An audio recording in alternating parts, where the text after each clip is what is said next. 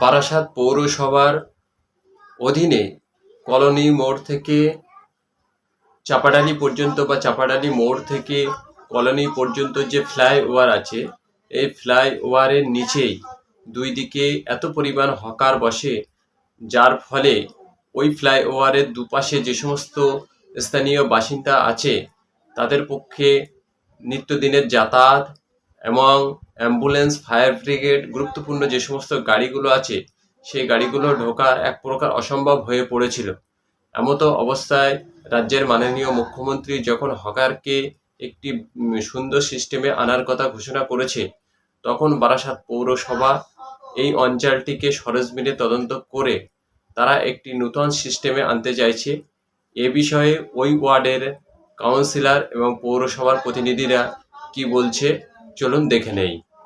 এই যে হকার বাইরে একদিকে উঠে যাবে, মানুষের চলাচলের যেমন সুবিধা হবে, আবার এই হকারদের পুনর্বাসনেরও একটা ব্যবস্থা করতে হবে। আপনারা কি করছেন?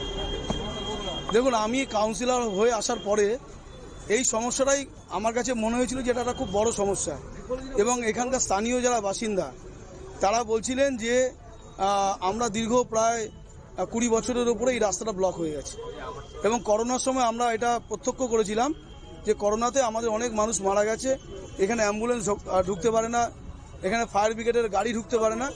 তো আমার সেই দিনকেই আমি শপথ নিয়েছিলাম যে এই রাস্তাটা আমাকে এমন করে তৈরি করতে হবে যাতে হকার ভাইরাও তাদের ব্যবসা করতে পারে, এবং এই যারা এখানে ধরুন 50 বছরের বাসিন্দা, যারা 100 বছর ধরে আছেন, এটা তাদের নৈতিক অধিকার, এটা তাদের ফান্ডামেন্টাল রাইট, এই রাস্তাটা তাদের চলাচলের জায়গা করে দেওয়া। সেটা নিয়ে আমি আন্দোলনটা স্টার্ট করেছিলাম প্রথমে। তো আজকে আপনারা দেখতে পাচ্ছেন যে আজকে প্রশাসনও সেটা উপলব্ধি করেছেন। আমি বিশেষ করে সাংসদ ডক্টর কাকলি ঘোষ দস্তিদারকে আমি ধন্যবাদ দেব যে উনি এটাতে খুব একটা সাংঘাতিকভাবে ইনিশিয়েটিভ নিয়েছেন আমাদের এই লড়াইয়ে, এবং আমরা প্রায় লাগাতার ধরুন মাসখানেক ধরে আমরা অ্যাডমিনিস্ট্রেশনের সঙ্গে বসেছি।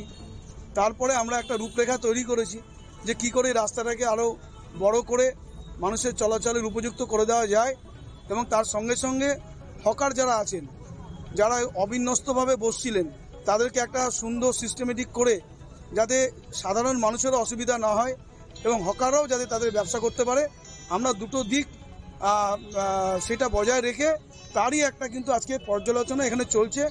আমি আশাবাদী যে আমাদের পৌরসভা তারা উদ্যোগ নিয়েছেন, আমাদের চেয়ারম্যান সাহেব উদ্যোগ নিয়েছেন, সবাই মিলে একটা ভালো একটা সমাধান কিন্তু এখান দিয়ে বেরোবে।